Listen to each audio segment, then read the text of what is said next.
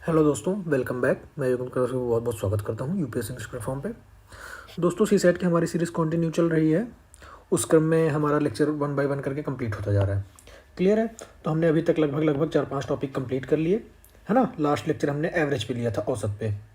तो उस बहुत इंपॉर्टेंट था, उसकी मैंने आपको इंपॉर्टेंस भी बताई थी कि इससे लगभग 2 से 3 क्वेश्चन आते ही आते हैं। ठीक है। आज का जो टॉपिक है वो है परसेंटेज। ठीक है, यानी प्रतिशतता। तो इस ये भी काफ़ी इंपॉर्टेंट है दोस्तों, इससे भी लगभग 2 क्वेश्चन आ ही जाते हैं। ठीक है, हर साल। अगर हम बात करें यूपीएससी की, ठीक है, मैं यूपीएससी के तौर पे अगर बात करूं, और अगर पीसीएस की बात करें तो 1 से 2 क्वेश्चन आने की संभावना इसमें रहती है। ठीक है, बहुत सिंपल सा टॉपिक है, लेकिन थोड़ा सा समझना होता है इसमें कि बेसिकली है क्या, है ना। तो इन चीज़ों पे हम चर्चा करेंगे। तो उससे पहले पिछली क्लास में हमने जो एवरेज से, औसत से रिलेटेड जो क्वेश्चंस दिए थे, तो पहले उनको डिस्कस कर लेते हैं। ठीक है, लगभग 2 या 3 क्वेश्चन मैंने देखे ये दिए हुए थे, तो इनको चर्चा कर लेते हैं। आप में से कुछ लोगों ने इसका सॉल्व करने का प्रयास भी किया है। तो देखिए, ये पहला क्वेश्चन मैंने दिया था, है ना।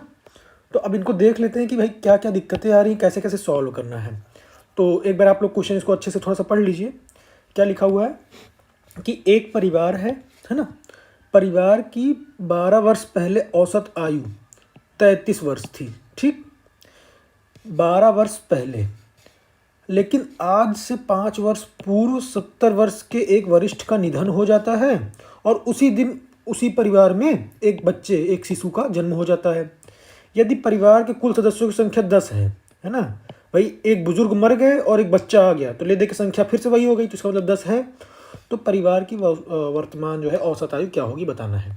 क्लियर है? क्वेश्चन समझ में आ गया। अब इसको थोड़ा सा सॉल्व करने का प्रयास करते हैं। देखिए, यही सॉल्व कर देता हूँ। ठीक है, अब देखिए क्या है। इन्होंने बोला क्या हमसे, इन्होंने हमसे ये बोला कि भाई 12 साल पहले, मान लीजिए 12 साल आज का ये टाइम है ना। आज का ये टाइम है, आज से 12 साल पहले, ये है 12 साल, है ना। 12 साल पहले, 12 वर्ष। तो इस समय औसत क्या था, एवरेज पूरे परिवार का 33। ठीक है, 12 साल पहले 33 साल था। ठीक है, पूरा एवरेज। तो अब बोल रहे हैं कि आज से 5 वर्ष पूर्व 70 वर्षीय आदमी का निधन हो जाता है। तो 5 वर्ष पूर्व, यहाँ से अगर 5 साल पहले ले लें, 5 वर्ष, है ना, तो यहाँ पहुँच जाएंगे, है ना। तो इसका मतलब यहाँ से कितना आगे पहुँचे हम, 7 वर्ष पहुँच गए, है ना। 12 वर्ष पूर्व अगर 33 था, तो 7 वर्ष बाद यहाँ पहुँच जाएंगे, है ना। 7 वर्ष बाद यहाँ पहुँच जाएंगे। तो वही है कि वर्तमान से जो है प्रेजेंट में, अगर ये प्रेजेंट लिखा दूँ मैं, तो प्रेजेंट से 5 वर्ष पहुँच गए। क्लियर है? यहाँ तक समझ में आया? तो बोल रहे हैं कि अब यहाँ होता क्या है, यहाँ होता है क्या कि भाई 70 साल का जो आदमी था वो मर गया, और एक बच्चा पैदा हो गया, है ना।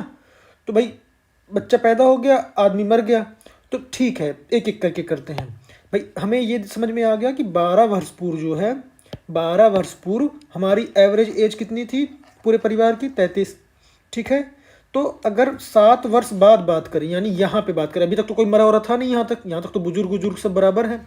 तो यहाँ पे जो एवरेज एज है वो क्या हो जाएगी, अगर 7 वर्ष बढ़ रहा है तो सभी की उम्र में 7 वर्ष बढ़ रहा होगा। तो मैंने आपको बताया था ना कि अगर सभी में सेम चीज़ जोड़ा जाए, प्लस n किया जाए, तो एवरेज भी +n हो जाता है ना। क्लियर है? याद आया? तो वही चीज़ यहाँ भी होगा। इसका मतलब यहाँ की जो एवरेज आएगी वो क्या आ जाएगी, 33 + 7 आ जाएगा, यानी 40 साल। 40 साल। ठीक, अच्छा, अब अगर यही ऐसे कंटिन्यू रहता तो बढ़ता रहता, लेकिन हुआ क्या इन 40 साल में, अब 40 साल के बाद हुआ क्या कि इसी समय निकाल लेते हैं, इस 40 साल में हुआ क्या। इसमें कितने लोग थे, 10 लोग थे, है ना। अब इसमें हुआ क्या, 10 लोगों में एक 70 साल का आदमी मर जाता है, बुजुर्ग, और एक 0 साल का बच्चा, है ना। भाई शिशु ने पैदा हुआ तो उसका तो कुछ उम्र ही नहीं है, तो 0 ही लेंगे, लेकिन संख्या में तो काउंट होगा ना, संख्या में तो काउंट होगा। तो भाई संख्या में जब काउंट होगा, तो मान लिया ये भाई बच्चा है, बच्चा आ गया, और जो वृद्ध थे जो वो मर गए, है ना, वृद्ध मर गए। अब देखिए, अब जब हमारा एवरेज कितना है, 40 है, तो नया एवरेज क्या आएगा, नया एवरेज क्या आएगा बताइए, नया एवरेज क्या आएगा। नया एवरेज ये आ जाएगा, भाई 10 लोग थे, 40 वर्ष का उनका औसत आ रहा था, तो टोटल उम्र कितनी हो गई, 10 × 40, है ना। 10 लोगों की पूरी 40 हो गई। ये मैंने आपको ऑलरेडी पिछले क्लास में बता रखा है। ठीक है, माइनस माइनस 70 वाला मर गया और 0 वाला आ गया, 70 वाला मर गया, 0 वाला आ गया, 0 वाला प्लस, है ना, 0 वाला प्लस। तो डिवाइडेड बाई किससे करेंगे? डिवाइड बाई जितने लोग हैं, तो अभी भी हैं तो 10 ही लोग, भाई 10 लोग थे, एक मर गए फिर एक आ गए, तो भाई टोटल 10 लोग हो गए। क्लियर? समझ में आया क्या किया मैंने ये क्या किया समझ में आया? ये जो 10 × 40 किया मैंने, आपको समझ में आया? ये मैंने क्या किया है? मैंने ये किया है कि अगर एवरेज क्या होता है? योग बटे कुल संख्या। तो अगर 40 एवरेज आ रहा है, तो परिवार में जो 10 लोग थे उनकी जो उम्र है ना, उनका जो एज है, उनका सम क्या है? वही है ये 10 × 40, और बटे संख्या कितनी है? 10, तो वही चीज़ है। तो इसका मतलब ये जो मैंने लिखा 10 × 40, ये 10 के 10 जो परिवार में थे इस समय यहाँ पे, है ना, क्लियर? यहाँ पे तो उनका जो है ये क्या था? उनका ये पूरे उम्र का जो है 10 के 10 को उम्र को जोड़ देंगे तो 10 × 40 आएगा।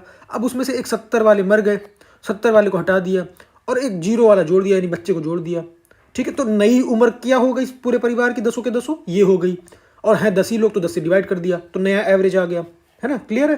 तो जब नया एवरेज आ गया तो इसको जब सॉल्व किया तो सॉल्व करने पे क्या आएगा? बच्चा उच्चा वाला हटा देता हूँ, है ना, जगह बन जाएगी थोड़ा। ठीक, हाँ देखिए सॉल्व करने पे क्या है? 400 माइनस 70 यानी 33 बटे 10 भी है ना, 33। तो इसका मतलब फिर से हम यहाँ पे चल के आ गए, फिर से 33 उसका एवरेज आ गया। समझ रहे हैं मैं क्या बोल रहा हूँ? यानी अब क्वेश्चन उसने इस तरीके से बनाया ही है कि भाई 33 था शुरू में एवरेज, है ना, अब हमने क्या किया 7 वर्ष बाद निकाला तो हमारा एवरेज कितना आना चाहिए था? 40, क्योंकि भाई 7 जुड़ गया, है ना, तो 40 आना चाहिए था। लेकिन हुआ क्या?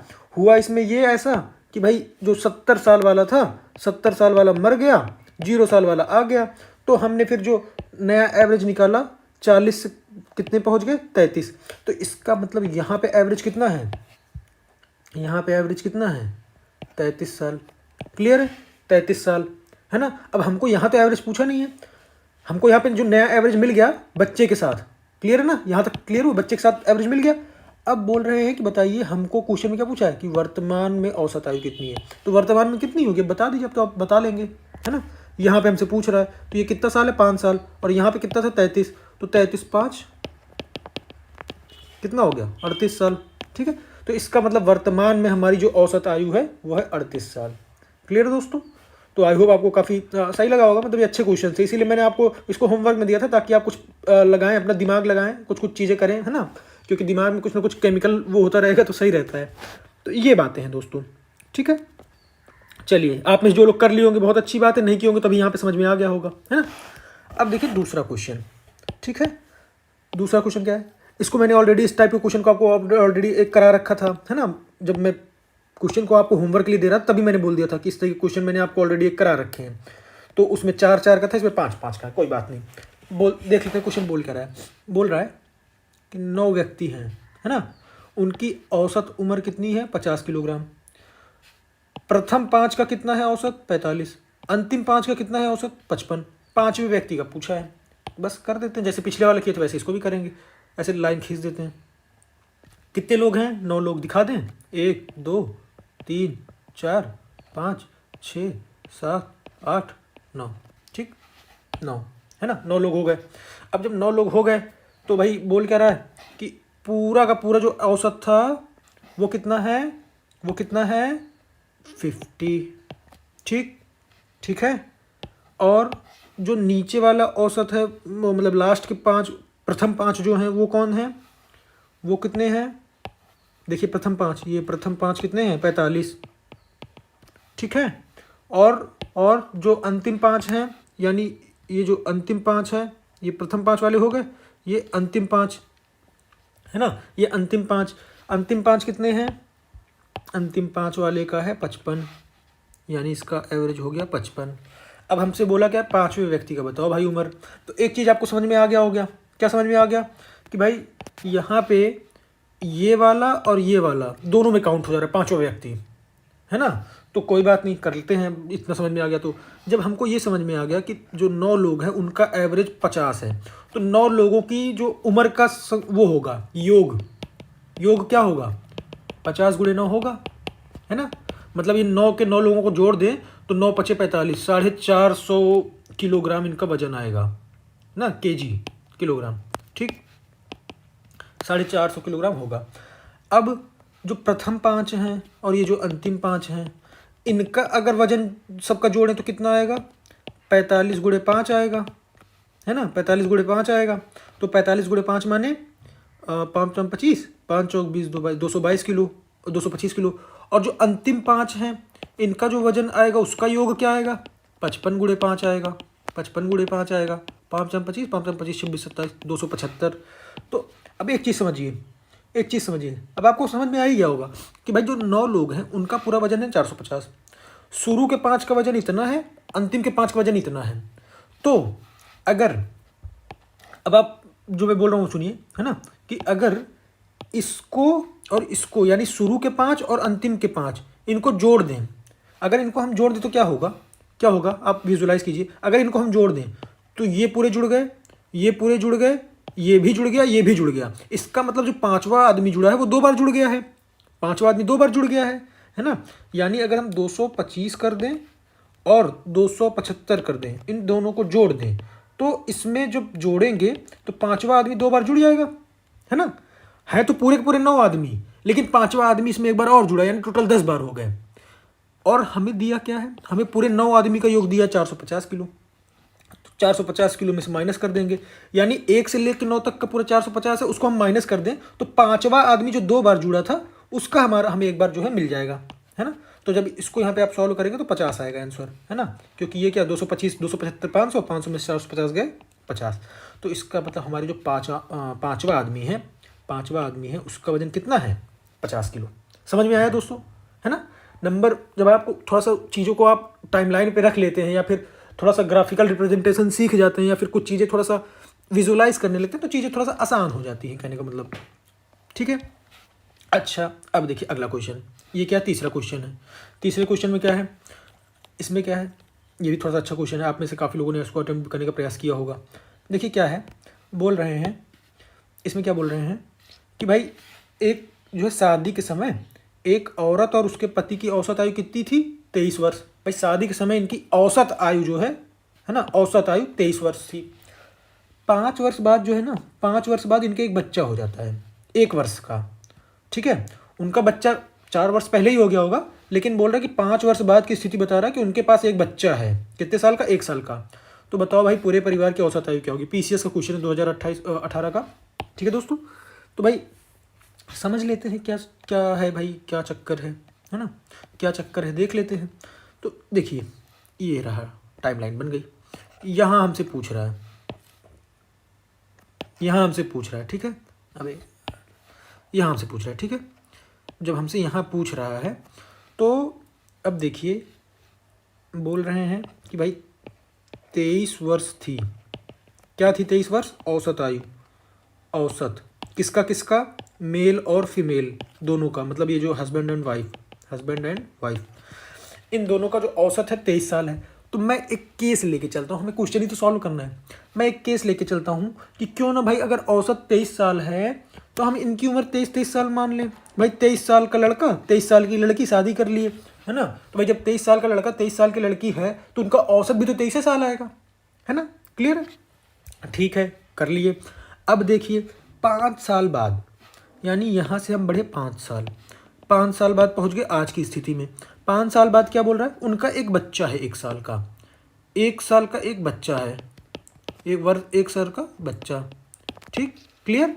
अच्छा, अब ये लोग 5 साल बाद कितने साल के हो जाएंगे, ये हैं 28 साल के, ये भी 28 साल के, और बच्चा 1 साल का है। यानी अभी तक क्या था, अभी तक थे 2 लोग, है ना। अब कितने लोग हो गए, 3 लोग, ठीक है। तो भाई एवरेज उसी हिसाब से निकालेंगे, क्लियर। तो जब अब एवरेज निकालेंगे तो अब एवरेज कितना हो जाएगा, कुल योग बटे कुल संख्या, कुल योग बटे कुल संख्या। इसको योग को मैं समेशन से दिखाता हूँ, बताऊँ आपको। तो योग क्या हो गया, 28 और बच्चा है 1 साल का, और टोटल संख्या कितनी हो गई, 3 हो गई। तो इसका मतलब 28 दूनी 56, 1 57, 57 बटे 3, तो 19 त्रिक 57, 19, है ना। देखिए कितना बढ़िया आंसर आ गया, 19, क्लियर है। तो अगर आपने इस तरीके से चीज़ों को देख के कर लिया तो देखिए आपका तुरंत आंसर आ जाएगा। और नहीं तो फिर दिक्कत हो जाती है, पता चला भटकते रह गए, है ना। अब मान लीजिए कुछ लोग एकदम सिंपल अप्रोच में, जितना सिंपल हो सकता है तो वो मैंने आपको यहाँ पे बताने का प्रयास किया है ना। कि भाई अब या तो करने को तो आप ऐसे भी कर सकते हैं कि भाई 23 साल है, ये जो 23 साल है इसका एवरेज, अब इसको यहाँ पे 5 साल बाद कितना हो जाएगा, 23 5 28 हो जाएगा, है ना। लेकिन अब 1 साल का बच्चा जुड़ गया है, तो अब यहाँ पे कैसे करेंगे, तो वही 28 दूनी 56 प्लस, तो कुल मिला के जो मैंने आपको बताया आपको आई होप समझ में आया होगा ना, सिंपल सा। तो ऐसे ऐसे क्वेश्चन आते हैं दोस्तों, है ना। अच्छा, अब जो एवरेज है दोस्तों, एवरेज तो कंप्लीट हो गया। अब इसमें आप लोग PYQ लगाना शुरू कर दीजिएगा। आई होप आप में से कुछ लोग लगाना शुरू भी कर दिए होंगे, और आपके तमाम एग्जाम भी रहते हैं, RO भी आ रहा है ना। तो हर चीज़ को थोड़ा थोड़ा ध्यान भी देना है। तो अब चलिए आज के टॉपिक पे आते हैं, परसेंटेज पे, ठीक है, प्रतिशतता। तो परसेंटेज दोस्तों क्या है, परसेंटेज बहुत इंपॉर्टेंट है। परसेंटेज बेसिकली होता क्या, अगर मैं आपको परसेंटेज को देसी भाषा में बताऊं तो परसेंटेज माने परसेंट, यानी प्रतिशतता माने प्रतिशत, यानी 100 में कितना, प्रति एक ना, इतने में एक, तो वैसे प्रतिशत, 100 में प्रति मतलब कितना, परसेंटेज। यानी अगर बोलूं कि 100 लोग हैं तो 100 में कितना, 100 में 5 तो 5%, 100 में 11 तो 11%, 100 में 1 तो 1%, है ना। ऐसा 100 में 15 तो 15%, तो इसको बोलते हैं परसेंटेज। अब अगर 100 में बोला तब तो आप तो बता दिए, अगर 100 में ना बोला तब कैसे करेंगे, है ना। तो ये बात होती है। अब जैसे मान लीजिए मैंने यहाँ पे कुछ कुछ चीज़ें लिखी हैं, है ना, कि ये क्या क्या है, कैसे कैसे है, क्या क्या बातें हैं, है ना। तो अब जैसे मान लीजिए आपको लिखा है परसेंटेज, आपको जैसे बताऊं तो जैसे कहीं कहीं लिखा रहता है ना, कि मैं एकदम एग्जाम के टू द पॉइंट व्यू से चलूंगा, है ना, कि एग्जाम में कैसे क्वेश्चन आते हैं, क्योंकि आप में से ज़्यादातर लोगों को पता होगा कि प्रतिशत होता क्या है। बहुत बेसिक सी बात है, बनिया की दुकान पे जाएंगे, है ना, या फिर कहीं किसी मॉल पे जाएंगे कि भाई इतना % का डिस्काउंट है ना। तो अब परसेंट पता ही नहीं रहेगा, तो डिस्काउंट 50% माने आधा कैसे समझ लिए आप, है ना। बोलते ना कि 50% ऑफ मतलब आधे दाम पे मिल रहा है, कैसे आधे दाम पे। तो यानी अगर आपको थोड़ा सा ग्राफ के हिसाब से समझाऊं, चलिए मान लीजिए थोड़ा सा ये एक सर्किल है, मान लीजिए पूरा 100 है ना। तो अगर इसको मैं ये कर दिया, ठीक, आधा दिख रहा है, तो आपने क्या बोल दिया भाई ये है 50%, है ना। अच्छा, अगर यही सर्किल है और इसको मैंने ये कर दिया 1/4, तो आपने क्या बोला 25% है ना। तो ये क्या चीज़ हो रहा है, मतलब जब मैंने आधा बोला, आधा मतलब 1/2, तो आपने बोला कि भाई 50% है, और जब मैंने बोला 1/4 यानी 1/4, तो आपने बोला 25% है।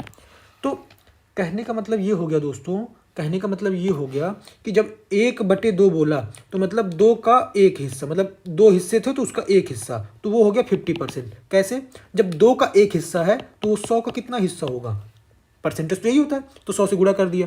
उसी तरीके से 4 का एक हिस्सा, तो 100 का कितना हिस्सा हो जाएगा, है ना, 100 का किस्सा हो जाएगा, तो 100 से गुणा कर देंगे। एक एक नियम जानते हैं ना कि भाई जब 4 में 1 है तो 100 में कितना होगा, तो 100 में होगा 25, तो वही हमारा परसेंटेज, प्रतिशत, परसेंट, सेंट माने 100, शत माने 100, है ना। ये चीज़ें हैं दोस्तों। अच्छा, अब आगे एक एक करके बढ़ते जाते हैं, कुछ बेसिक चीज़ें उसको हम समझने का प्रयास करेंगे, और उसके बाद क्वेश्चन करना शुरू करेंगे इसमें, ठीक है, ताकि हमारे क्वेश्चन बने। क्योंकि परसेंटेज आता लगभग सभी को कि होता क्या है, लेकिन जब क्वेश्चन बनाते हैं तो क्वेश्चन नहीं बनता है। क्वेश्चन में ऐसे आपको थोड़ी बोलेगा कि बताओ ये इसका इतना % कितना होगा, ऐसा नहीं पूछेगा। क्वेश्चन आपसे ऐसे पूछेगा, जैसे क्वेश्चन में आप बताता हूँ कैसे पूछेगा, ऐसे बोल देगा, आप किसी दुकान पे गए, है ना, आप किसी दुकान पे गए तो उसने दिया 10% का डिस्काउंट दे दिया है। अच्छा, बड़े खुश हो गए आप कि भाई 10% का डिस्काउंट दे दिया, इतना हमको मिल गया। बोला कि जब आप ऑफर चलता रहता है ना, तो बोल रहे हैं कि भाई अगर आप कार्ड से पेमेंट करेंगे तो आपको 5% और डिस्काउंट मिलेगा, 5% और डिस्काउंट मिलेगा। तो अब बताइए आपको कितने रुपए में मिला। तो समझ रहे हैं, कैश देंगे तो नहीं मिलेगा, कार्ड से करेंगे तो मिल जाएगा, UPI वगैरह आजकल चल रहा है। तो अब ऐसे अगर क्वेश्चन आपको घुमा के पूछ दे, तो अब आपको पता होना चाहिए कि भाई कैसे करना है इन चीज़ों को, है ना। तो इस लेक्चर के माध्यम से हम ये सब चीज़ें सीख लेंगे, है ना। और कभी कभी ऐसे क्वेश्चन आते हैं, जैसे आपको बताऊं, मैं अभी शुरू ही कर रहा हूं तो आपको थोड़ा सा एक भूमिका दे रहा हूं कि क्वेश्चन कैसे आते हैं, तो ताकि अभी अब हम शुरू करेंगे ना करना, तो अपने आप चीज़ें बनना शुरू हो जाएंगी। अच्छा, कभी कभी ऐसे क्वेश्चन आ जाता है, जैसे क्या बोलेगा कि भाई ये है, मान लीजिए ये इनसे मान लीजिए 20% ज़्यादा बड़े हैं, मान लीजिए इनकी उम्र कुछ है, x इनकी उम्र है, इनकी उम्र y है, तो बोल रहे y जो है ना 20 x से 20% ज़्यादा बड़ा है, ठीक है। अच्छा, अब बोलेगा क्या, अच्छा ये बताओ कि x जो है y से कितना छोटा है। तो अब ये 20% छोटा नहीं होगा। अगर ये 20% बड़ा है तो इसका मतलब ये थोड़ी कि ये भी 20% छोटा हो, वो इसके हिसाब से देखना पड़ेगा। तो ये सब चीज़ें भी हैं, है ना, और भी तमाम चीज़ें हैं। तो कहने का मतलब ये छोटी छोटी चीज़ें जब हम आप क्वेश्चन करेंगे तो तमाम तरीके के मैंने क्वेश्चन भी ले रखे हैं। देखिए अगर आपको मैं दिखा दूँ तो ये देखिए नंबर ऑफ क्वेश्चन है, नंबर ऑफ क्वेश्चन, ठीक है, बहुत सारे सारे देखिए प्रीवियस ईयर क्वेश्चन ही है, ठीक है। तो इसमें मैं कुछ कुछ कराऊंगा, कुछ कुछ आपको होमवर्क दे दूंगा, ताकि कॉन्सेप्ट भी क्लियर होता रहे, प्रैक्टिस भी होती रहे और आप PYQ लगाते रहिएगा, है ना। तो इसमें आपके अगर कुछ सजेशन हो, कुछ चीज़ें आप जानना चाहते हो, कुछ डाउट हो रहा हो तो उसको भी आप पूछ लीजिएगा, ठीक है, बेहिचक। अब देखिए क्या है, मैंने यहाँ पे कुछ चीज़ें लिख रखी हैं। ये क्या लिख रखा है मैंने, इसको आप याद कर लीजिए दोस्तों। क्या कर लीजिए, याद कर लीजिए। इससे फ़ायदा क्या होगा, फ़ायदा ये होगा दोस्तों, फ़ायदा ये होगा कि जब आप एग्ज़ाम में जाएंगे ना तो आपको परसेंटेज वैल्यू देखते ही समझ में आ जाएगी या कितना बटे में है। अब जैसे मान लीजिए आपको लिख दिया कि ऐसे लिख दिया कि 62.5%, ऐसे लिख दिया, तो अब 62.5% आप देखते माना आपको समझ में आ जाना चाहिए ये 5/8 की बात कर रहा है ना, 5/8 की बात कर रहा है। या फिर अगर इतना नहीं तो ये मान लीजिए 12.5% लिख दिया, 12.5%, तो 12.5% लिख दिया, तो 12.5 होते ही तो आपके दिमाग में आना चाहिए ये 1/8 है। अब हम 12.5 को अगर मान लीजिए कह दे 3 गुना कर दे, बात ये 36, 37.5, तो आपको पता चल जाएगा कि भाई 3 गुना किया तो ये भी 3 गुना हो जाएगा, 3/8 हो गया, है ना। ऐसा ऐसा तो बेसिक बेसिक आपको याद होना चाहिए। कई मैं एक बार हाईलाइट कर देता हूँ कौन कौन सा बेसिक बेसिक सा है, ठीक है, तो वो आपको याद होना चाहिए। जैसे ये तो बहुत बेसिक सा है, एक का एक, इसमें तो कोई बात ही नहीं, ये भी याद करने की कोई ज़रूरत नहीं। ये भी आप में से मोस्ट ऑफ द लोग को याद ही रहता है। 1/3 को क्या करते हैं, 33.3333, मतलब 100 से गुणा कर दिया, है ना। तो इससे इससे होता क्या है ना कि चीज़ें आसान हो जाती हैं। आपको ये याद करना है, ठीक है, ये याद करना है, ये याद करना है, ये याद करना है, ये तो याद ही रहता है, और ये सब तो याद रहता है, सब याद रहता है सबको। अब चूंकि देखिए ये चीज़ें बेसिक बेसिक सी हैं ना, तो अब जैसे ये याद करना है ना, तो ये जो चीज़ें हैं आपको याद करनी है। और एक होता है 1/11 नहीं लिखा है क्या, 1/11 का भी याद कर लीजिएगा, ठीक है, 1/11 का, तो ये क्या होता है 9.99% ऐसे चलता रहता है, ठीक है। तो 1/11 कैसे किया, 100 से गुणा करके, है ना। तो इन चीज़ों को याद कर लीजिए, याद नहीं हो तो लिख के याद कर लीजिए। जैसे अब आपको मैं यहाँ पे बता ही दूँ कि होता क्या है, तो याद करने में आसानी हो जाएगी। जैसे भिन्न को प्रतिशत में बदलना और प्रतिशत को भिन्न में बदलना, ये बहुत इंपॉर्टेंट चीज़ें हैं। जैसे मान लीजिए लिख दिया कि 5/8 है ना। अब इसको प्रतिशत में कन्वर्ट कीजिए, तो भाई जब 8 का 5वां हिस्सा है तो 100 का कितना होगा, यही है प्रतिशत में कन्वर्ट करना, बस 100 से गुणा कर दीजिए। तो जब 100 से गुणा कर देंगे तो क्या हो जाएगा, 500/8%। अब इसी को सॉल्व कर लेंगे तो क्या हो जाएगा, तो क्या हो जाएगा, तो आपका हो जाएगा 8×5 = 40, 8×6 = 48, है ना, 8×6 = 48, 8×2 = 16, 62.5%, ठीक, ये हो गया, ठीक है। तो अब जैसे मान लीजिए लिख दिया कि 17/19, अब इसको परसेंटेज में करना है तो तुरंत 100 से गुणा कर दीजिए, बस हो गया परसेंटेज में कन्वर्ट, ठीक। अब वही चीज़ अगर उल्टा बोले कि लिखा है कि मान लीजिए 27% है, 27% है ना, ऐसे लिखा है मान लीजिए। अब बोले कि उसको भिन्न में कन्वर्ट कीजिए, तो क्या करना है, 27/100 कर देना है, बस, ठीक है। बोल दिया 50% है, 50% भिन्न में कन्वर्ट करना तो क्या हो गया, 50/100, देखिए 1/2, तो यही तो हम जानते हैं ना कि 1/2 क्या होता है, 50% होता है। तो वही है कि अगर आपको भिन्न में कन्वर्ट करना है तो इस तरीके से हो जाएगा, क्लियर है। तो अब जैसे यहाँ पे बात करें, जो हम यहाँ बताना चाह रहे हैं कि ये क्या लिखा है, अब जैसे 1/8 है तो इसको आपको परसेंटेज में कन्वर्ट करना है, तो आप करने को तो ऐसे कर सकते हैं, 1/8 × 100 तो आएगा 12.5 ही, है ना, जो 12.5 लिखा है, 12 से 1/2 आएगा यही। लेकिन अगर चीज़ें याद रहती हैं तो एग्जाम में बहुत जल्दी से बन जाता है ना। अब मान लीजिए आपको 3/8, जैसे मान लीजिए ये मैंने किया था ना 5/8, दिख रहा है आपको, जो मैं एग्जाम्पल ही ले लिया हूँ 5/8। अगर मुझे ये पता होता, अगर मुझे ये पता होता कि 1/8 जो है 12.5 है ना, 1/8 जो है 12.5 है, तो इसको 5 से गुणा कर दिया सीधे, तो कितना हो गया, 12×5 = 60, 62.5, बस खत्म। तो वही चीज़ें हैं कि थोड़ा सा चीज़ें सही हो जाती हैं, दिखने लगती हैं, ठीक है। तो इसको आप याद करने का प्रयास कीजिएगा। अगर याद हो गया तो अच्छी बात है, नहीं होगा तो भी क्वेश्चन आपके तो बनेंगे ही बनेंगे, ठीक है, क्योंकि बेसिक ऑलरेडी मैं आपको बता ही रहा हूँ, है ना, ठीक है। चलिए अब आगे मैंने क्या लिखा है, to the point, X% increase करना और X% डिक्रीज़। यानी मान लीजिए कोई चीज़ है ना, कोई चीज़ है, उसका प्राइस है मान लीजिए पी रुपए की है। अगर बोले कि उसका दाम x% बढ़ गया, तो पहले तो p का x% निकालेंगे, तो p का x% यानी p गुणे x बटे 100 यानी px/100, ये तो हो गया इसका x%।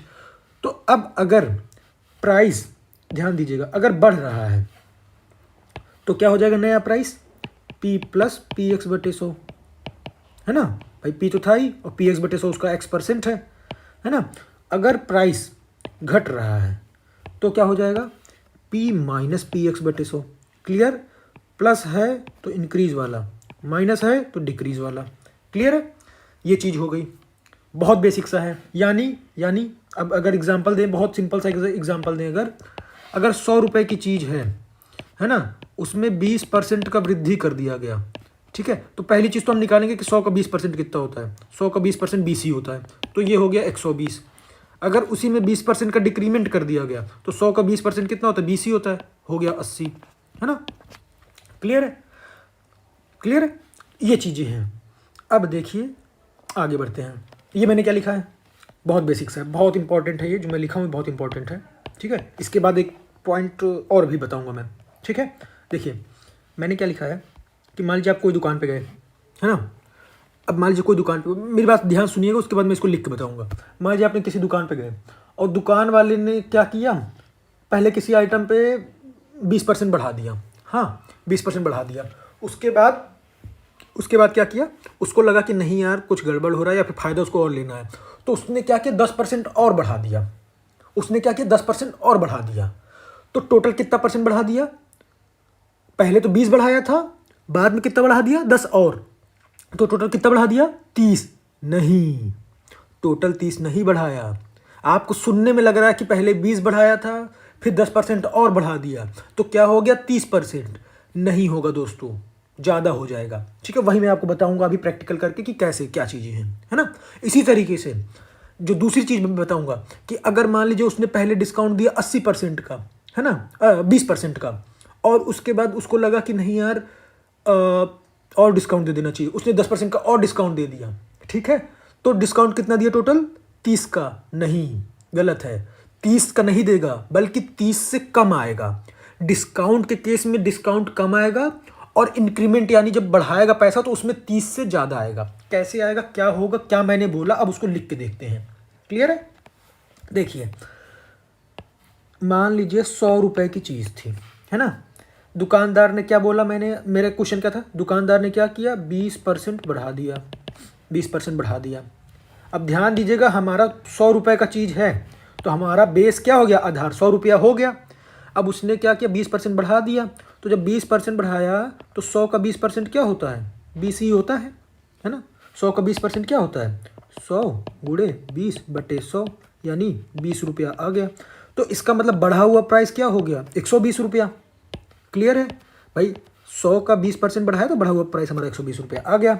अब क्या बोला कि अब फिर से 10% बढ़ा दिया, अब फिर से 10% बढ़ा दिया, तो अब जब 10% बढ़ाएगा तो किसका बढ़ाएगा, इसका बढ़ाएगा, तो 120 का 10% 10/100 यानी 12 रुपया बढ़ा दिया। जब 12 रुपया बढ़ा दिया तो ये बढ़ के कितना हो गया, ये बढ़ के कितना हो गया 120 + 12 यानी 132, देखिए समझ रहे हैं, यानी 132। अब ये हुआ क्या, मैं बताना क्या चाह रहा हूँ, हुआ ये कि यहाँ पे तो था 100, यहाँ पे हो गया 132, तो अंतर कितने का आया, 32 का, और शुरू में कितना रुपया था, शुरू में था 100 रुपया, शुरू में कितना था 100 रुपया, तो 100 से डिवाइड कर दिया या फिर 100 से गुणा कर दिया। तो कहने का मतलब अगर हमको परसेंटेज निकालना हो तो भाई 32 का, है ना, 32 का अंतर आ रहा था, तो इसका मतलब 32% हो गया ना, 100 का 32% ही तो 32 रुपया होता है, और 32 जोड़ दिया तो 132 हो गया। अच्छा अगर आप डायरेक्ट करते तो क्या होता 20 और 10, तो आप दोनों जोड़ते तो क्या होता 30 आता। आपके हिसाब से तो मतलब हमारे अगर बेसिक कन्वेंशन अगर ना पता रही ये चीज़ें तो 30% आना चाहिए, लेकिन वास्तव में कितने का आया 32 का, है ना, क्योंकि बढ़े हुए प्राइस पे लग रहा है ना। अगर ये 10% जो है इस पे लगता तब तो समझ में आता, लेकिन इस पे नहीं लग रहा है, किस पे लग रहा है, इस पे लग रहा है, क्योंकि हमारा प्राइस बढ़ चुका है। अब जो लगेगा अब एक चीज़ समझिएगा, अब जो लगेगा परसेंटेज मान लीजिए इंक्रीज या डिक्रीज, वो किस पे लगेगा, 132 पे लगेगा, चाहे इंक्रीज हो चाहे डिक्रीज हो। क्लियर है?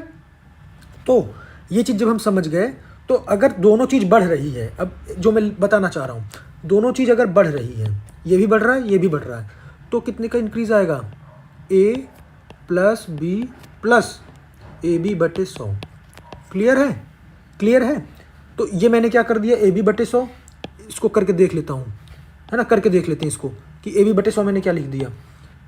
मैंने ये बोला कि भाई अगर a% का इंक्रीज़ हुआ और b% का इंक्रीज़ हुआ, है ना, ये लिखा हुआ a% और b%, तो टोटल इंक्रीज़ कितने का हो जाएगा, a b और a b बटे 100, इन तीनों को जोड़ देंगे, करके देखते हैं। हमने क्या बोला था, ये 20%, ये 10%, है ना, तो ये 20 हो गया, ये 10 हो गया, प्लस 20 गुणे 10, है ना, ए बी बटे 100, यानी आ गया ना 32, देखिए आ गया ना 32%। तो वही चीज़ें हैं कि अगर आपको ये फॉर्मूला पता है तो आपको इतना भटकना उटकना नहीं पड़ेगा। ठीक है, ए बी बटे 100 वाला, a plus B plus A B बटे 100। अच्छा, अब देखिए डिस्काउंट की बात करें, अगर a% डिस्काउंट कर दे और फिर जो है b% डिस्काउंट कर दे, है ना, ये डाउनवर्ड जो डायरेक्शन नीचे का एरो है इसका मतलब डिस्काउंट है, परसेंटेज है, परसेंटेज भी। ठीक है, अच्छा तब क्या होगा, करके देख लेते हैं क्या होगा, है ना, हमें क्या पता क्या होगा, करके देख लेते हैं।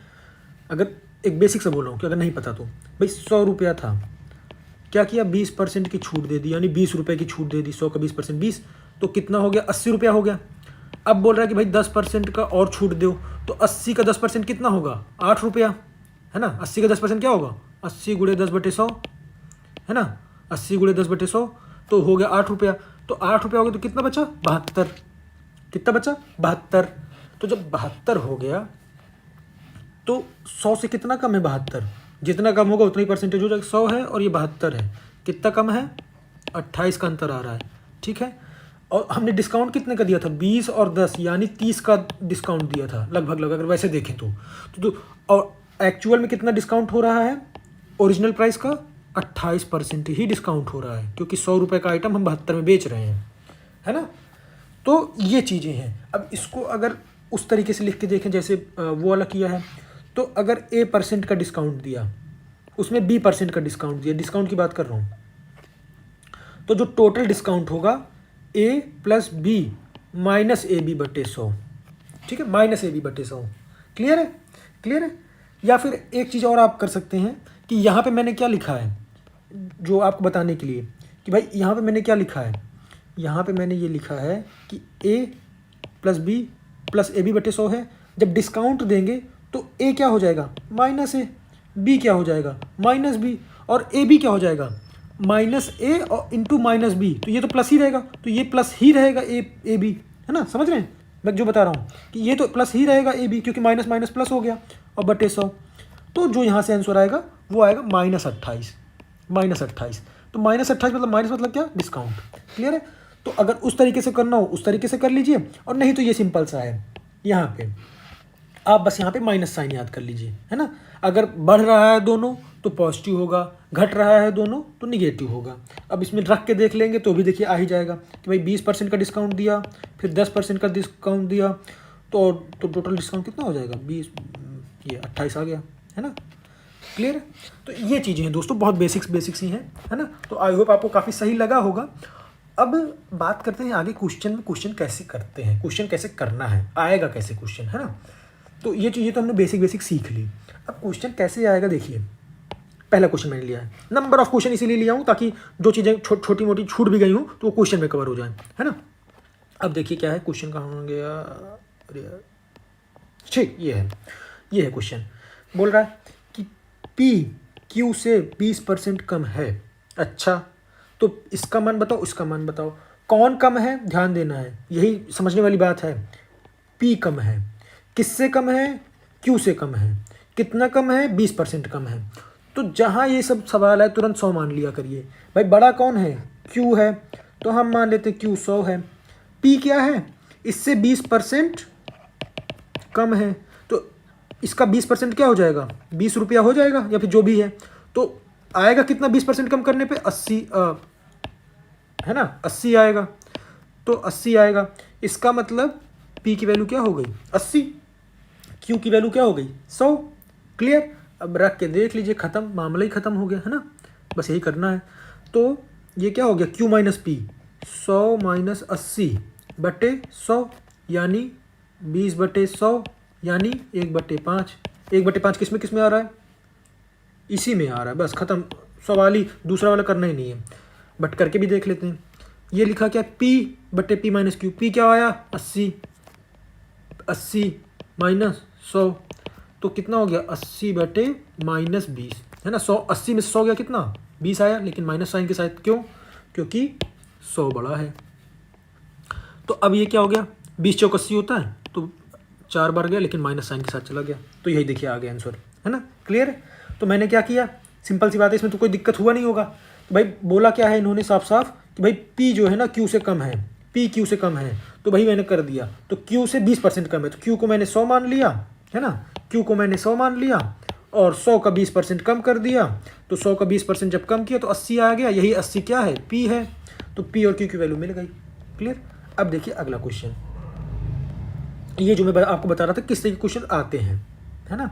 देखिए लिखा हुआ है कि राम है, राम क्या बोल रहा है, राम श्याम से 20% अधिक लंबा है। ठीक, राम श्याम से 20% अधिक लंबा है।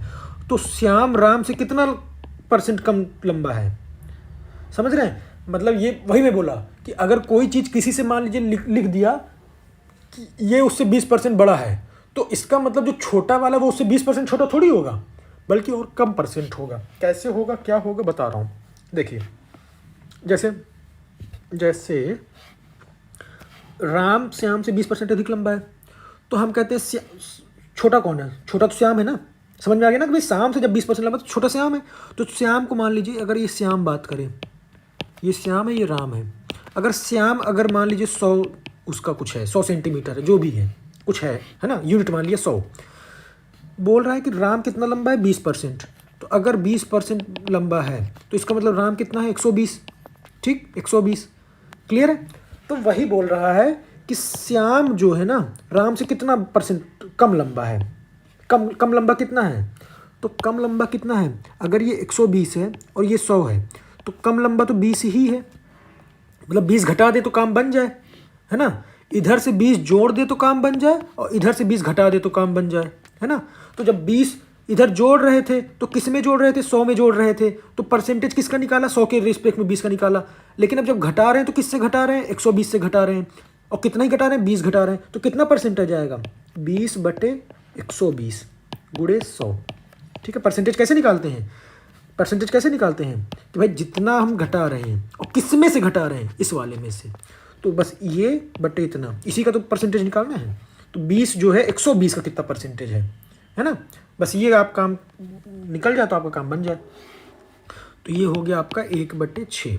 अब जैसे मैं आपको बताया ना कि अगर आपको ये पता रहता कि 1/6 का आपको अगर ये याद है, देखिए यहाँ पे लिखा हुआ है 16.23, तो बस आप तुरंत क्या करेंगे, तुरंत इसमें जाएंगे 16.23 पे मार देंगे, है ना। कुल मिला के आपको बस 1/6 लाना था, है ना। तो ये चीज़ें हैं। और नहीं होगा तो उसको आप सॉल्व कर लीजिए। भाई 6 को जाएगा तो 16 छक्का 96, 16 बार चला गया, फिर 4/6 यानी 2/3, ऐसा, है ना। तो ये बेसिक सा दोस्तों, मैं कैलकुलेशन करके नहीं दिखा रहा हूँ, मैं बस आपको कॉन्सेप्ट बता रहा हूँ। कैलकुलेशन वगैरह आपको खुद ही सीखना है। और अगर मान लीजिए जिसमें से आपको कुछ ना कुछ दिक्कत हो रही होगी तो इसको सॉल्व कर लीजिए। ये क्या है 20/120 है, तो 1/6 और गुणे 100, बस इसी को आप सॉल्व करेंगे तो 16.6666 आ जाएगा। तो वही है 16 सही 2/3, है ना। क्लियर। तो आपको एक चीज़ समझ में आ गया कि अगर आप इंक्रीमेंट कर रहे हैं यानी बढ़ा रहे हैं कुछ चीज़ किसी परसेंटेज से, तो आपको कुछ बड़ा नंबर मिलेगा। तो अब बड़ा नंबर मिलेगा तो उसका डिस्काउंट करेंगे तो उतना ही % नहीं करेंगे, उससे थोड़ा सा कम करेंगे, क्योंकि बड़े नंबर का डिस्काउंट ज़्यादा डिस्काउंट हो जाएगा ना। अगर मान लीजिए, अब जैसे मान लीजिए इसी में मैं आपको समझा दूँ, है ना, थोड़ा समझा ही दूँ जब बात चल रही है। अगर आपके दिमाग में ये होता कि भाई 100 है, 20% बढ़ाया 120 बढ़ गया, तो डिस्काउंट भी अगर 20% का करेंगे तभी 100 आएगा। तो करके देख लीजिए, 120 का 20% कितना हो जाएगा, 20/100, 24 आ जाएगा। तो अब अगर 24 घटा देंगे आप 120 में तो कितना आ गया, 96 आ गया, है ना। तो इसका मतलब 20% तो नहीं घटाना है, 20% तो नहीं घटाना है ना। कितना घटाना है, इतना घटाना है। क्लियर। अब आगे देखिए अगला क्वेश्चन, ये देखिए बड़ा अच्छा क्वेश्चन है। इसमें क्या है, इसमें क्या है, ध्यान से समझिएगा। इसमें बोल रहा है कि चीनी है, चीनी के मूल्य में 30% की वृद्धि हो जाती है, तो खपत में कितने % की कमी की जाए कि खर्च में कोई परिवर्तन ना हो। महंगाई समझते हैं ना दोस्तों, महंगाई। अब जैसे मान लीजिए कोई परिवार है, बहुत गरीब है बेचारा, हाँ, अब बोल दिया गया कि भाई अब चीनी उनी दाल चावल ये सब तो चाहिए ही चाहिए। अब परिवार में बोल दिया गया कि भाई 100 रुपया है आपके पास, एक चीज़ समझो भाई 100 रुपया है, हैं, अब 100 रुपया है। अब उस 100 रुपये में आप पहले जितना भी चीनी उनी लाते थे, मान लीजिए 1 किलो चीनी लाते थे 100 रुपये में, है ना, मान लीजिए आप 100 रुपये में 1 किलो चीनी लाते थे, तो बोला क्या कि भाई 100 रुपया में हम 1 किलो चीनी ले आते थे, ठीक है, अच्छी बात है। अब बोल रहा है कि चीनी का मूल्य बढ़ गया, अब चीनी 100 रुपये की नहीं मिल रही है, अब चीनी 130 रुपये की मिल रही है। अब ये चीनी कितने की मिल रही है, 130 रुपये किलो की मिल रही है, लेकिन आपके पास है कितना, आपके पास 100 ही रुपया है। तो अब आप 1 किलो चीनी थोड़ी खाओगे, 1 किलो चीनी थोड़ी खाओगे, है ना। अब कितना चीनी खाओगे, अब कम चीनी खाओगे, उतनी चीनी खाओगे जितनी 100 रुपये में आ जाए, है ना, उतनी चीनी खाओगे जितनी 100 रुपये में आ जाए। तो अब वही बताना है कि कितना चीनी हम कम खाएं, यानी खपत में कितनी कमी करें। समझ में आया क्वेश्चन, समझ में आया कि खपत में कितने % की कमी करें। तो अब वही हमको करना है। अब देखिए यहाँ से आप सॉल्व भी कर लेंगे, अब आप सॉल्व भी कर लेंगे कैसे, भाई 100 रुपये किलो चीनी थी तब तो हम 1 किलो ले ले रहे थे। अब अगर 130 रुपये किलो चीनी है तब हम कितना लेंगे, तो हम लेंगे कितना, हम अगर इसमें से 30 किलो चीनी कम खाएं, मतलब 30 रुपये कम चीनी खाएं, है ना, 30 रुपये की, तो कितना, भाई हमको डिस्काउंट ही तो पता करना है, मतलब कितना % कमी चीनी में हम कितना वो करें, डिस्काउंट नहीं कमी, भाई अगर, है ना, समझ रहे। तो इसका मतलब ये हुआ कि अगर हम जो है 30 कमी कर दें, कितने में, इतने में, ठीक है, 130 में, क्लियर है भाई। 130 में अगर 30 की कमी कर दें, 130 रुपये में 130 रुपये किलो मिल रहा था, 130 रुपये में अगर 30 रुपये कमी कर दें तो हम पहुंच जाएंगे 100 रुपये पे, 100 रुपये पहुंच जाएंगे, है ना। तो वही करना है कि जब 100 रुपये पहुंचना है तो 30 की कमी करनी है 130 में, तो कितना % आएगा, गुणे 100 कर दीजिए, ठीक है। तो जब गुणे 100 कर देंगे तो ये कितना % आ जाएगा, काटा पीटी मचाइए, 30/13% आया, 300/13। तो जब 300/13 है, इसको सॉल्व करेंगे तो क्या हो जाएगा, 13 दूनी 26 और 3 13 तिया 39, 1/, ये ऑप्शन आ गया, है ना, बी, देखिए दिख रहा है। तो कहने का मतलब आपको समझ में आया, कहने का मतलब ये हुआ कि अब जो है ना, आप कितना % चीनी कम खाओगे, 23 इतना %, यानी पहले अगर 1 किलो खाते थे तो अब कितना खाओगे, ये 23 उसको % को मानिए 0.23 मान लीजिए, मोटा मोटी अगर मान लीजिए, तो पहले अगर 1 किलो चीनी खाते थे तो अब आप कितना खाओगे, 0.77 किलो, यानी 770 ग्राम ही खाओगे। समझ में आ रहा है क्या बोल रहा हूँ मैं, यानी 770 ग्राम ही चीनी खाओगे। यानी पहले अगर 1 किलो चीनी 100 रुपये में मिल जाती थी, तो अब 100 रुपये में कितनी चीनी मिलेगी, 770 ग्राम। कितना चीनी कम मिला, 23 ग्राम कम मिला, है ना, 230 ग्राम। क्लियर है। तो ये चीज़ें हैं दोस्तों जो प्रैक्टिकल लाइफ से जोड़ के देखना है हमको, क्लियर है।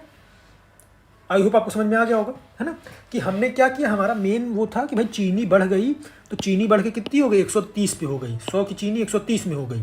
अब खाना हमको कितने का ही है, 100 का ही, तो कितने रुपए कम का खाना पड़ेगा, 30 रुपये कम का खाना पड़ेगा। तो वो हमने लिख दिया कि भाई 30% की कमी करनी पड़ेगी खपत में, तो 30/130 कर दिया। क्लियर, कोई डाउट, ठीक है। अब देखिए आगे अगला क्वेश्चन, ठीक है, अगला क्वेश्चन देखिए क्या है। अगला क्वेश्चन बोल रहा है, आ गया, देखिए जो मैं आपको एग्जांपल बताता हूँ, जो मैं आपको चीज़ें बताता चलता हूँ ना, तो वो कहीं ना कहीं अप्लाई होगा ही होगा दोस्तों। बस आप थोड़ा सा धैर्य रखिए और अपने ऊपर विश्वास रखिए, है ना। देखिए बोल रहा है कि किसी कपड़े के शोरूम में एडिडास के जैकेट पर प्रारंभ में 10% की छूट दी गई, क्लियर, 10% की छूट दे दी गई। पुनः जब नगद भुगतान किया जाता है तो 5% की छूट दी जाती है, अतिरिक्त 5% की अतिरिक्त छूट दी गई। तो जैकेट पर मिलने वाली कुल छूट कितनी हो जाएगी, 15% होगी क्या, 10 और 5 नहीं, 15 से ज़्यादा होगी क्या, नहीं, 15 से ज़्यादा वाला भी कर। अब देख लेते कितने % की छूट होगी। हमने फॉर्मूला क्या पढ़ा था, ए छूट वाले में, अगर छूट की बात करें तो a plus B minus A B बटे 100, है ना। क्लियर है। तो ए कितना है, पहली बार कितना छूट दिया 10 का, तो 10, दूसरी बार कितना छूट दिया 5 का, तो 5 माइनस 10 गुणे 5 10 गुणे 5 बटे 100, तो ये कितना हो गया 15 माइनस 10 गुणे 5 यानी 50, 50 बटे 100 मतलब 0.5, तो 15 माइनस 0.5 कितना हो गया 14.5, 14.5 हो गया। 14.5 माने ये 14.1, 14 सही 1/2। क्लियर है। देखिए अब आपको फॉर्मूला पता है तो आप तुरंत कर लिए, अब अगर फॉर्मूला ना पता रहे तो फिर बड़ी दिक्कत होती है। फिर आप क्या करेंगे, फिर वही चीज़ करेंगे, क्या करेंगे कि भाई आप 100 रुपये मानेंगे। तो मैं आपको पहले इसीलिए बताता हूँ तो एग्जाम में आपका इजी हो ना, एग्जाम में समय बचे, ताकि ऐसे क्वेश्चन है तो आप तुरंत फटाक से करके आगे बढ़े, है ना। ऐसा अब मान लीजिए नहीं पता होगा तो कैसे करेंगे, 100 रुपया मानेंगे जैकेट को, 100 रुपये मांगेंगे, फिर 10% डिस्काउंट देंगे तो कितने का रुपया हो जाएगा जैकेट, 90 का, क्योंकि 10 रुपये छूट गया। अब 90 में क्या करेंगे 5% छोड़ेंगे, है ना। तो 90 का 5% निकालेंगे। अब आप 90 का 5% निकालने बैठिए, 90 गुणे 5 बटे 100, तो 9 पचे 45, 4.5 रुपया। तो अब आप क्या करोगे 4.5 रुपया छोड़ोगे, तो जब 4.5 रुपया छोड़ोगे तो कितना आएगा, 85.5 रुपया आएगा। तो अब आप क्या करोगे, अब आप ये देखोगे कि भाई 100 में 85.5 कितना कम है, तो फिर आप देखोगे कि भाई ये है हमारा 14.5 का अंतर आ रहा है, तो हम वही बोलेंगे भाई 14.5 का जो हमारा परसेंटेज आएगा, है ना। तो एक तो ये अप्रोच है, लेकिन अगर आपको फॉर्मूला पता है तो आप देखिए तुरंत की तुरंत आ गया, है ना। गलत होने की संभावना भी इसमें कम रहती है।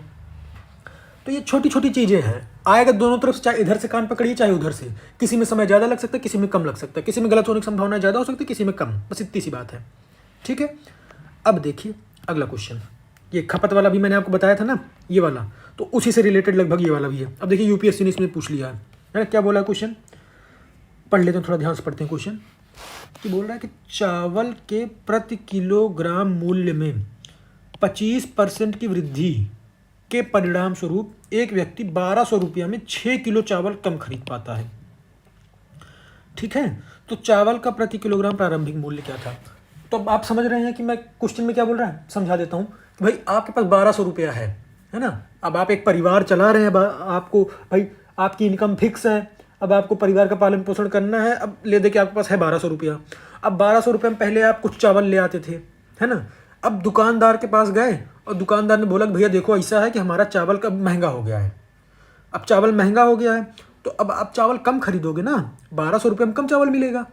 तो वही बोल रहा है कि जब चावल 25% बढ़ गया तो हमें कितना कम चावल मिला, 6 किलो चावल कम मिला। तो वही बोल रहा है कि जब पैसा नहीं बढ़ा था तो चावल कितने में लाते थे आप दुकान से, यही बोल रहा है। तो हम मान लेते हैं कि भाई x रुपया का था चावल जब हम शुरू में ले आते थे, है ना। तो शुरू में ले आते थे x रुपया का, तो कितने रुपया का लाते थे हम, 1200 रुपया का लाते थे। तो 1200 में कितना किलो चावल मिलता था हमको, 1200 में कितना किलो चावल मिलता था, 1200 में इतना किलो चावल मिल जाएगा, है ना। कि भाई अगर x किलोग्राम के हिसाब चावल है, मान लीजिए, है ना, कुछ रुपया है कि इतने किलोग्राम में एक चावल मिल जाएगा इतने रुपया में, तो 1200 रुपये में इतना किलोग्राम चावल मिल गया शुरू में। अब बोल क्या रहा है, अब बोल रहा है कि भैया चावल का दाम बढ़ गया हमारा, कितना बढ़ गया, 25% बढ़ गया। तो पहले x रुपया में मिलता था ना चावल, अब 25% बढ़ गया, यानी x गुणे 25/100, है ना, यानी x/4 बढ़ गया। यानी अब जो नया चावल का दाम हो गया वो कितना हो गया, x तो था ही, 25% बढ़ गया, ये हो गया। इसका मतलब नया चावल क्या हो गया, 5x/4। तो पहले कितने में मिलता था, x रुपया में मिलता था, अब कितने में मिल रहा, 5x/4 में मिल रहा है। तो अब हमको कितना किलो चावल मिलेगा, 1200 रुपया ही तो ले जा रहे हैं, तो अब कम चावल मिलेगा क्योंकि भाई चावल महंगा हो गया है। तो 5x/4 इतना कम चावल मिला, तो यानी ये कितना हो गया, 4/5 इंटू 1200/x, यही हो गया।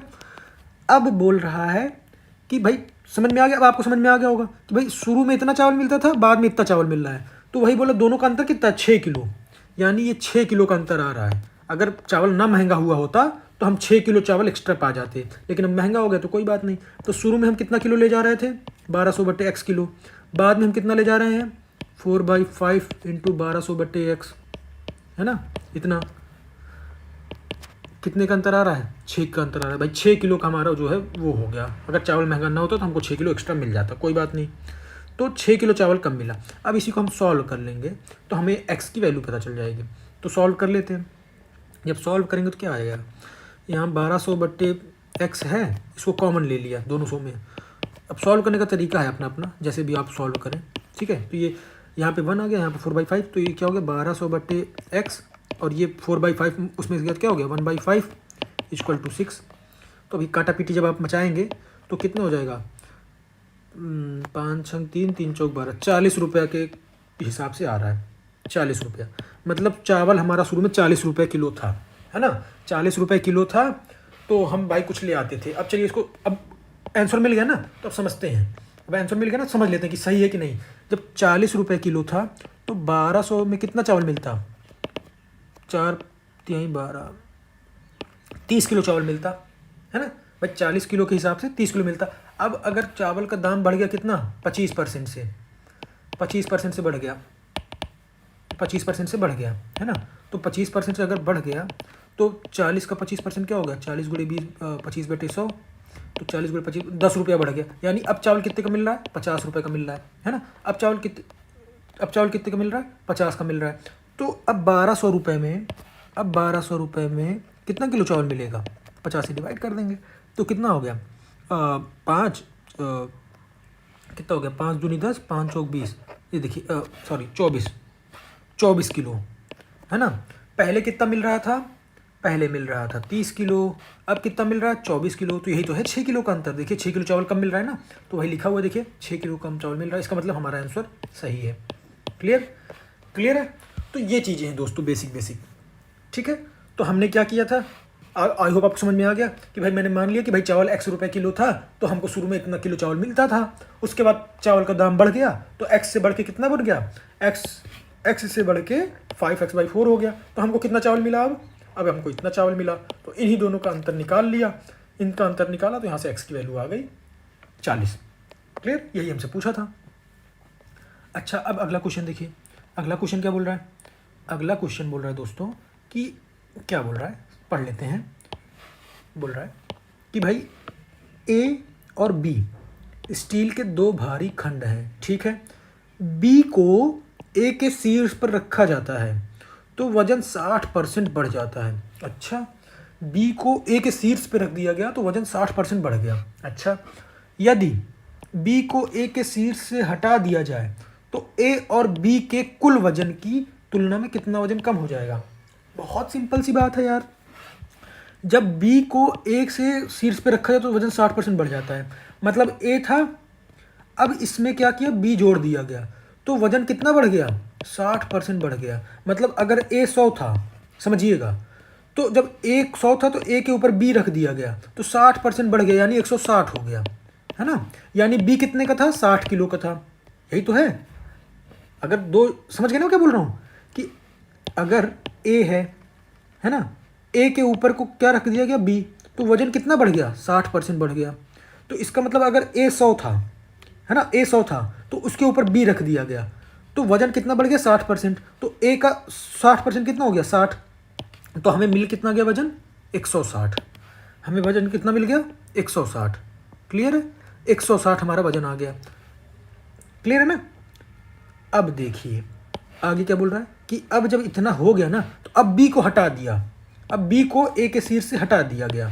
तो जब 160 वजन मिल गया, जब A और B मिल गए तो 160 वजन हो गया। अब बोल रहे कि B को हटा दो भाई, B को हटा दो, तो हटा दिया B को। B माने 60 किलो।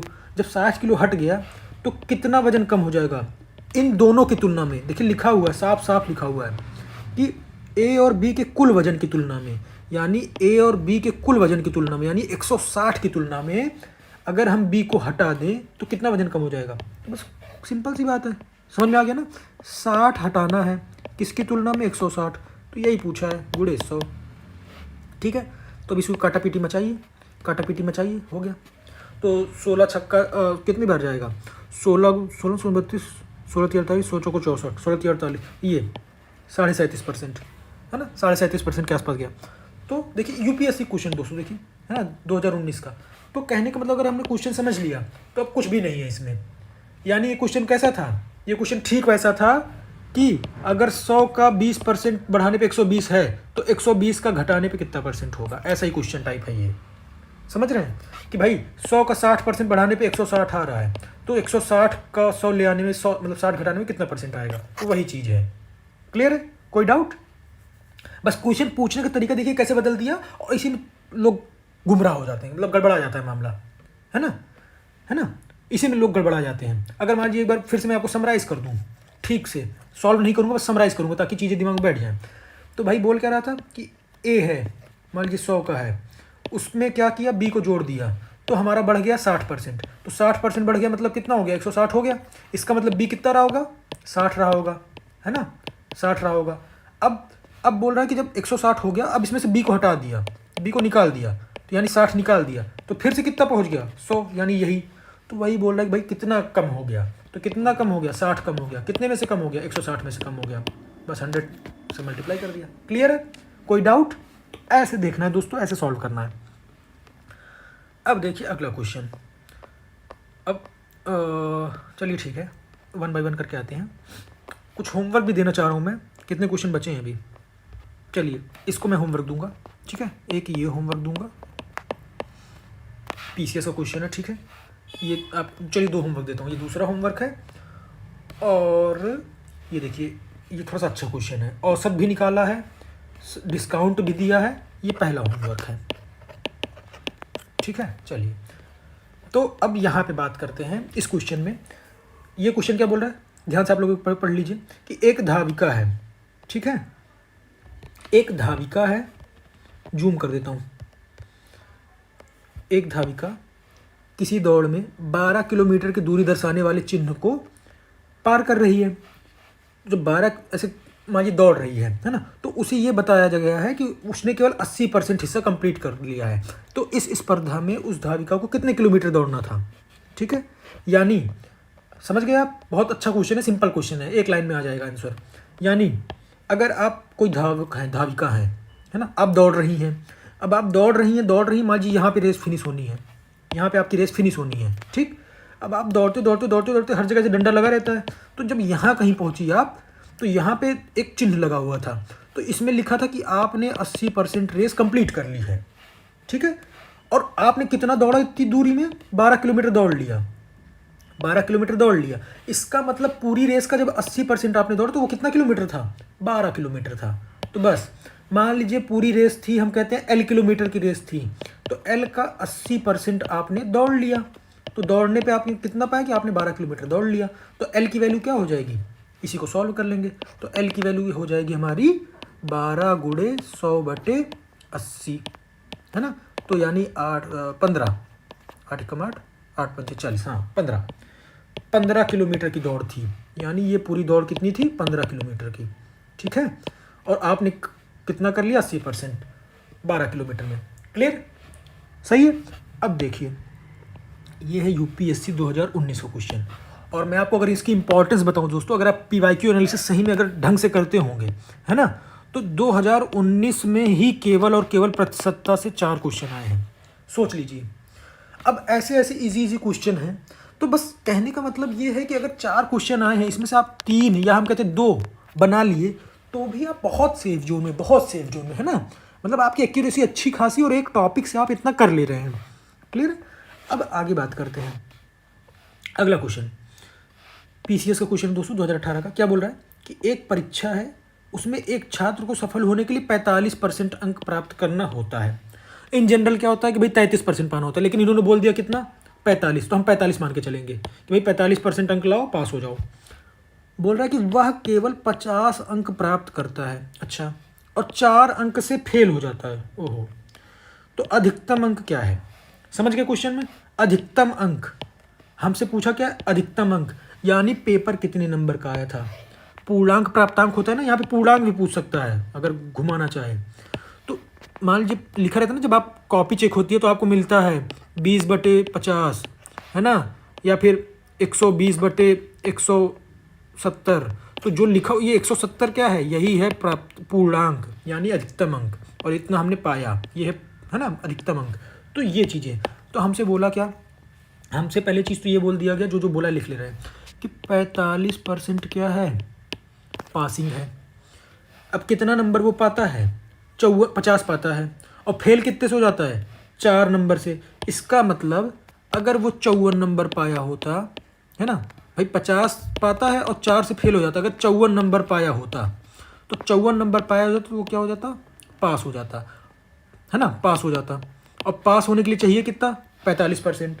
तो मैं कहता हूँ कि अगर पेपर मान लीजिए जो अधिकतम अंक है, अगर अधिकतम अंक मान लीजिए P है, तो P का 45% अगर पा जाए, P का 45% अगर पा जाए तो वो पास हो जाए। तो वही तो है 54 नंबर भाई। 50 पाया है, 4 नंबर से फेल हो गया, अगर 54 पा जाता तो पास हो जाता। तो इसका मतलब P का 45% कितना हो गया, 54 हो गया। तो बस यहाँ पे P की वैल्यू हमको निकाल लेनी है। तो जब P की वैल्यू निकालेंगे तो क्या हो जाएगा, काटा पीटी मचा देंगे, खत्म। P की वैल्यू क्या हो जाएगी, 54, 100 ऊपर और ये 45 नीचे। तो 9 पचे 45, 9 पचे 45, 9 छः 54, तो 600/5, यानी 120 नंबर का उसका पेपर था, 120 नंबर का पेपर था। क्लियर है, यानी अधिकतम अंक कितना है, 120, अधिकतम अंक 120। क्लियर। अब देखिए अगला क्वेश्चन, इजी सा है, ठीक है, इजी सा है। तो इसको भी आप होमवर्क में करेंगे क्या, कि करके बता दूं, बहुत इजी सा है, बहुत सिंपल सा है। चलिए अच्छा, इसको आप होमवर्क में कीजिएगा, ठीक है दोस्तों। ये आपका चलिए मैं इसको नंबरिंग फिर से कर दे रहा हूँ, या फिर तीसरा होमवर्क है, ये 3 नंबर है, ठीक है, ये तीसरा है। ये रहा पहला, ये रहा दूसरा, और ये रहा आपका तीसरा। क्लियर है, इसका स्क्रीनशॉट ले लीजिए, ठीक है। ये रहा पहला 2018 का, दो सारे प्रीवियस ईयर की दिया हूँ, ठीक है। ये आपका एक होमवर्क हो गया, ये है एक होमवर्क, और ये है एक होमवर्क, ठीक है। या फिर नंबरिंग कहिए तो चेंज कर दूँ, नंबरिंग चलिए सीरियल से तो सीरियल से ही कर देता हूँ ताकि कन्फ्यूज़न ना हो, है ना, आगे पीछे 1 2 3 कर दे रहा हूँ, ठीक है। ये है आपका 1 नंबर, क्लियर, x+y+z वाला। ये है 2 नंबर, और ये है 3 नंबर। क्लियर है, क्लियर है। और वैसे भी जब आप कमेंट करेंगे तो ABCD करके डालेंगे, या फिर ये कुछ डाल देंगे इतना बटे इतना, या फिर 480 260, तो अपने आप ही पता चल जाएगा कि हाँ आप किसकी बात कर रहे हैं, है ना, ऐसा ABCD। तो ठीक है, ये आपके 3 क्वेश्चन थे। अब यहाँ तक हमने दोस्तों करके कंप्लीट कर लिया, लगभग हमारे 5 से 6 टॉपिक कंप्लीट हो गए, है ना। तो अब आप PYQ लगाते रहिए दोस्तों, PYQ लगाते रहिए, क्योंकि लास्ट टाइम में बर्डन बन जाएगा, फिर वो दिक्कतें करेंगी चीज़ें। तो इन्हीं शुभकामनाओं के साथ दोस्तों मिलते हैं अगले वीडियो में। और आप जरूर इसको कमेंट कीजिए, कुछ आपको अगर कुछ पूछना हो, कुछ आपकी क्वेरी है, कुछ दिक्कतें आ रही हैं, या फिर है ना कुछ और चाहते हैं, तो वो भी आप ज़रूर उसमें कमेंट बॉक्स में डालने का प्रयास कीजिए। तो मिलते हैं दोस्तों इन्हीं शुभकामनाओं के साथ अगले वीडियो में। जय हिंद, जय भारत।